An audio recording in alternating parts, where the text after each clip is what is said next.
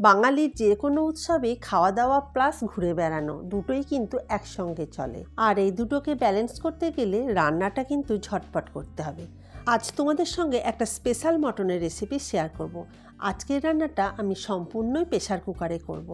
আর pressure কুকারে রান্না মানেই ঝটপট রান্না। প্রথমে আমি এখানে 750 গ্রাম মটন নিয়েছি। আর 750 গ্রাম মটনের জন্য 3টে বড় সাইজের পেঁয়াজ নিয়েছি। এবার 3টে বড় সাইজের পেঁয়াজ নেওয়ার একটাই কারণ, আলু। বাঙালি মানেই তো আলু। মটনের সাথে আলু দেওয়ার ফলে পরিমাণটা একটু বেড়ে গেছে।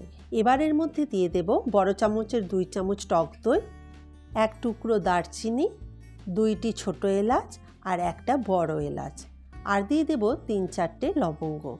জিভের টেস্ট অনুযায়ী লঙ্কার গুঁড়ো দিয়ে দেব। তারপর 1 চামচ জিরে গুঁড়ো, 2 চামচ ধনে গুঁড়ো দিয়ে দেব, পরিমাণ মতো হলুদ আর স্বাদ মতো নুন, আর দিয়ে দেব এখানে 1 চামচ মিট মশলা। এবার এর মধ্যে দিয়ে দেব সর্ষের তেল, যেটা আমি একটু গরম করে নিয়েছি। এই রকমভাবে সর্ষের তেল গরম করে দিলে এই মাংসের টেস্ট হবে দুর্দান্ত। সব একসঙ্গে খুব ভালো করে মাখিয়ে নেব। মটন বা চিকেন যে কোনো মাংসই রান্না করো না কেন, ধনের পরিমাণটা একটু বেশি দেবে, তাহলে দেখবে এর টেস্ট খুবই ভালো হবে। সব গুঁড়ো মশলা আগেই দিয়ে দিয়েছি। এবার এর মধ্যে 1 চামচ রসুন বাটা, 1 চামচ আদা বাটা দিয়ে মাংস একটু সময় ধরে কষে নেব। আর ঢাকা দিয়ে একটা মাত্র সিটি ফেলে দেব। আর এই সময় গ্যাসের আঁচটাকে মিডিয়ামে রাখবে।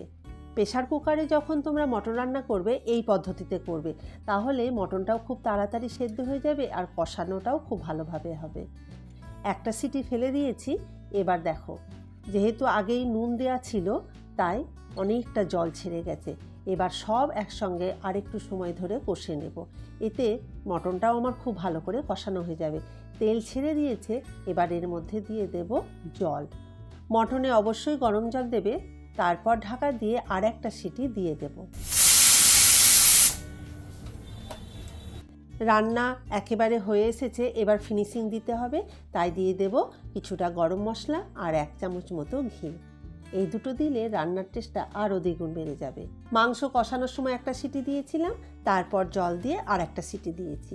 দুটো সিটিতেই মাংস খুব ভালোভাবে সেদ্ধ হয়ে গেছে।